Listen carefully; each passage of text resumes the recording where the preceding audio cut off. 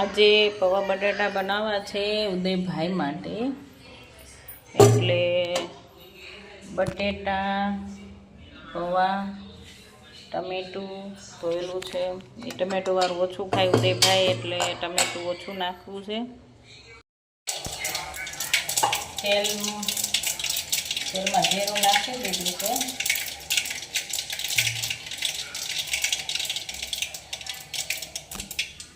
ચકડાટી બોલે છે. જીરું નાખી દીધું.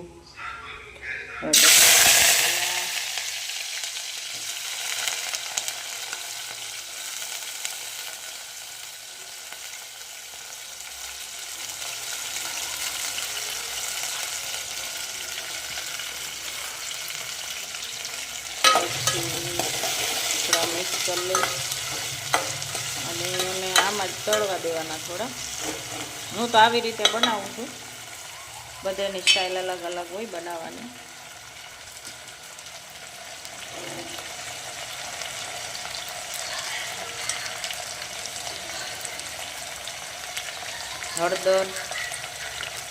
હળદી થોડીક આમાં વધારે હોય, મને વધારે ગમે. અને ધાણા જીરું, ચટણી હું નથી નાખતી. બસ એને મસ્ત રીતે હલાવી નાખવાનું.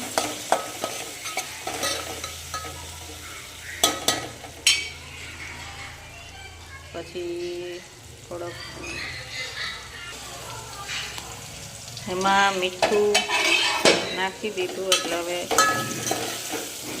થોડાક બટાટા તેલમાં કકડવા દે, સારું લાગે. હજી થોડાક બાકી છે.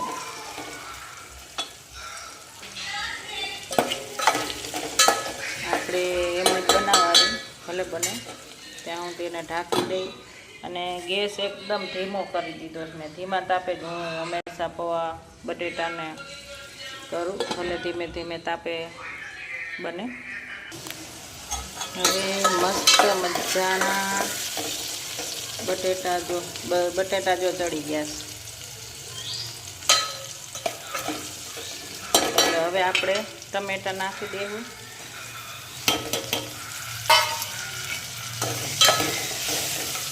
ટમેટા નાખી દેવું આપણે. હવે ટમેટાનું પાણી થોડુંક આમાં નીકળે, રસો. એટલે હવે ટમેટાનું આ લીમડામાં જ આમાં બનાવવાનું ને ઢાંકી દઈએ આપણે, ભલે ધીમા તાપે બને. આપણે પૌવા જો પલાળી રાખ્યા હતા, મસ્ત એકદમ છૂટા છૂટા હે પૌવા. જો હે ને, મજા આવે ખાવાની. પૌવા નાખી દીધા, બટેટા એકદમ ચડી ગયા મસ્તીના, એટલે પૌવા નાખી દીધા. પૌવાને મસ્ત રીતે મિક્સ કરી દઈ, કેમ કે મારે ઉદયભાઈ તીખું ન ખાય એટલે. અને એને પાછું જો કાંઈ ઝાઝા ટમેટાવાળું ન ગમે, કોથમીરવાળું ન ગમે, એટલે એની માટે સ્પેશિયલ સાદું સિમ્પલ જ બનાવવાનું.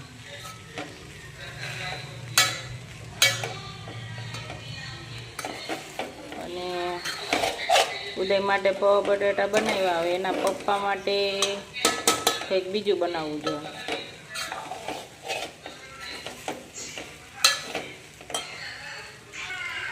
જો બટેટા એકદમ મસ્ત બની ગયા છે. ગેસ કરી દઈ બંધ. સરસ મજાના બટેટા બની ગયા છે. જો મસ્ત બટેટા બની ગયા, પૌવા બટેટા. અમારા ઉદયભાઈને જેવા ભાવે છે એવા જ બનાવ્યા છે મેં.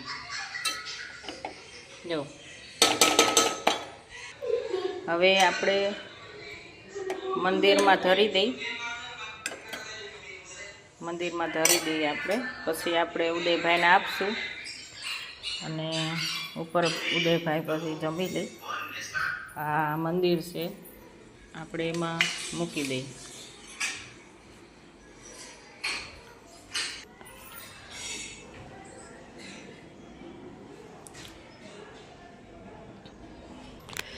હા, ઉદયભાઈ માટે ઠામ પીરસું છે. આપણે ઉદયભાઈને દઈ દઈ. ઉદયભાઈ જમી લે. હાલે દીકુ. ઉદયભાઈ મોબાઈલ જોતો જાહે. પાણી નથી એમાં. અને હવે જમશે. અરે ઉદયભાઈની જે ફરમાઈશ હોય એ કરવાની આપણે ઉદયભાઈને. ઉદયભાઈ અમારે જ્યાં જમવા બેઠા હોય ત્યાં અમારે એને પાણી દઈ દેવાનું.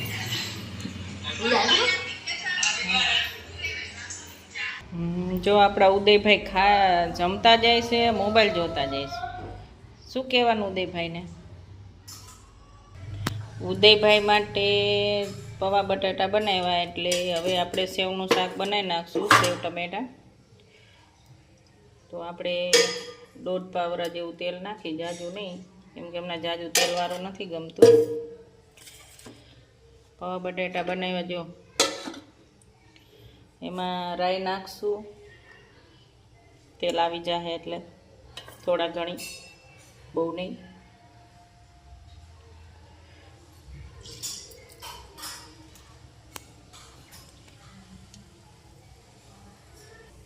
વઘાર આવી ગયો છે એટલે નાખી દીધા આપણે ટમેટા અને મરચાં બી.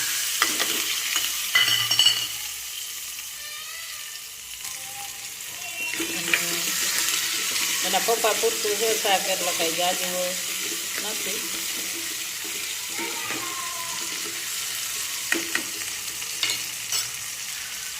એમાં આપણે થોડી હળદર નાખી દઈ અને ધાણા જીરું,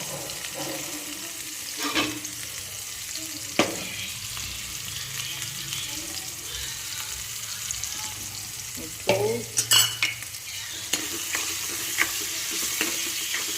એના થોડાક ટમેટા સડી જાય પછી જોઈએ.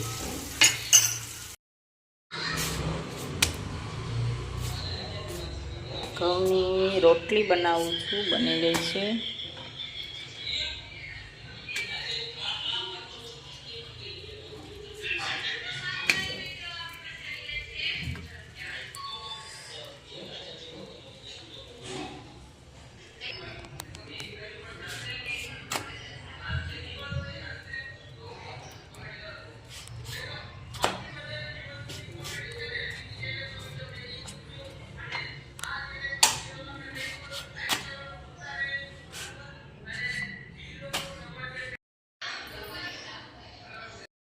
આજે આપણે પૌવા બટાટા બનાવ્યા, સેવનું શાક અને ઘઉંની રોટલી, અને આવું બધાય જમવા.